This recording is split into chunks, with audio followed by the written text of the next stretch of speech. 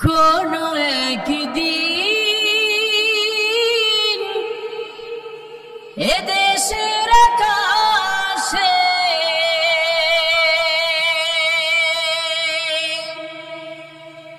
কালিমার পতাকা দুলবে, সেদিন সবাই খোদাই বিধান পে দুঃখ বেদনা ভুলবে। কোনো একদিন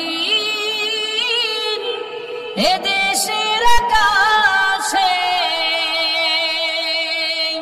কালিমার পতাকা দুলবে, সেদিন সবাই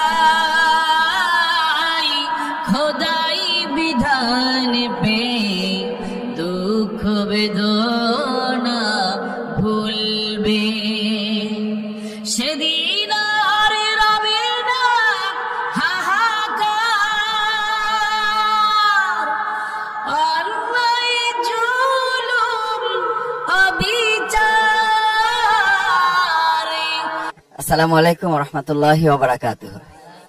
আমাদের শ্রদ্ধাভাজন হোস্ট, আমাদের প্রিয় মাতৃভূমি বাংলাদেশে গণ্ডি ছাড়িয়ে গোটা পৃথিবীর মানচিত্রেই শ্রদ্ধেয় ডক্টর মাওলানা মিজানুর রহমান আজহারি ভাইয়ের আজকের এই আমন্ত্রণে আমরা যারা এখানে এসেছেন, আমরা প্রথমে আল্লাহ শুকরিয়া আদায় করি আলহামদুলিল্লাহ, যেরকম একটা বরকতপূর্ণ আয়োজনে আমাদেরকে আল্লাহ তাআলা শামিল হওয়ার তৌফিক দিয়েছেন। আমি দুটো ছোট কথা বলতে চাই, 2 মিনিটের কম সময় শেষ করতে পারলে আমার জন্য ভালো হবে। আমি যারাদের সাথে আমরা আজকে মিলিত হতে সুযোগ পেয়েছি, এটি বাংলাদেশের জন্য অত্যন্ত গৌরবের এবং অত্যন্ত মর্যাদার যে এরকম একটা সময় আমাদেরকে আল্লাহ তাআলা দয়া করে দান করেছেন। এখানে প্রায় সকলেই বলা যায় আমরা দীর্ঘ একটা সময় ভিন্ন রকম একটা পরিবেশে আমাদেরকে জীবন পার করতে হয়েছে। বিশেষ করে আমাদের শ্রদ্ধেয় হোস্ট আজকে যিনি, তাকে তো আসলে আমাদের এই প্রিয় মাতৃভূমিতে আমরা তো রাখতেই পারলাম না। আল্লাহ তাআলা আমাদেরকে এই সুযোগ দিয়েছেন। আবার আরেকবার অন্তঃস্থল থেকে শুকরিয়া আদায় করছি আলহামদুলিল্লাহ। আল্লাহ যেন স্থায়ীভাবে আমাদের প্রিয় মাতৃভূমির জন্য প্রথমত এই সময়টাকে নেয়ামত হিসেবে বর্ধিত করে দেন। দ্বিতীয় হচ্ছে, আমি হুজুরের ওয়াজ থেকে একটু কথা বলি, সেটা হচ্ছে অহুয়াল গফুরুল ওয়াদুদ। আসলে আমাদের প্রতি মানুষের এই ভালোবাসা, আমাদের এই বক্তব্য, আমাদের এই কারো লেখনী, এটির আলাদা কোনো কৃতিত্ব আছে বলে আমার কাছে মনে হয় নাই। এটা নিতান্তই আল্লাহ তাআলার দান তার বান্দার প্রতি।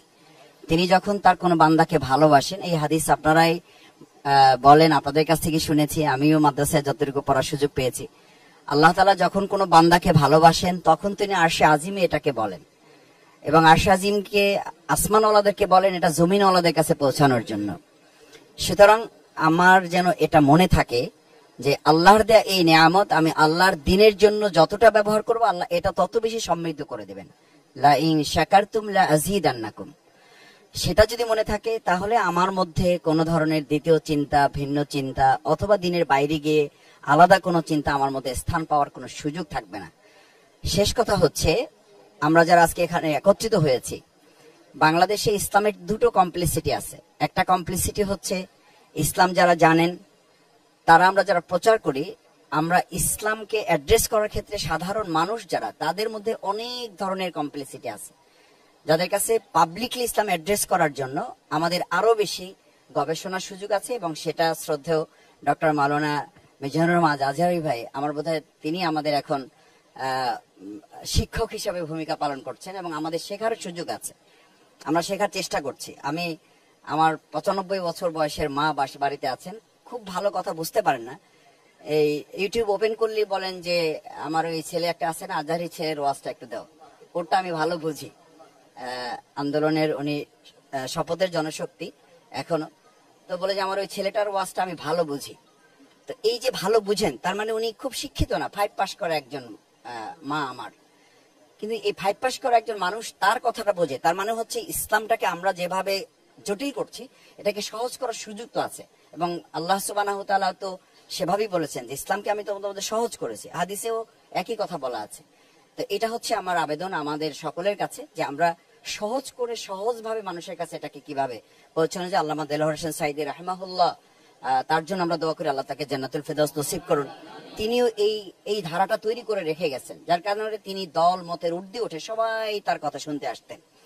লাস্ট কথা হচ্ছে যে বাংলাদেশের এখনকার পার্সপেক্টিভটা আসলে হচ্ছে জেনারেশন টু জেনারেশন যে চেঞ্জ হচ্ছে, যেটা হুজুরের আমি শেষ কথা এসে শুনতে পাচ্ছিলাম, জেনারেশনকে কভার করার জন্য আমাদের ইসলামাইজেশনটাকে মডার্ন টেকনোলজির সাথে যদি অ্যাডজাস্ট করার ক্ষেত্রে আমরা ইসলামকে আবার পিছনে ফেলে রাখি। আমি কোথাও কোথাও দেখি যে মাদ্রাসায় ব্যানার টানানো আছে, আমি আজকেও প্রেস ক্লাবে একটু আগে কথা বলে আসছি যে ইসলাম ও আধুনিকতার সমন্বয়।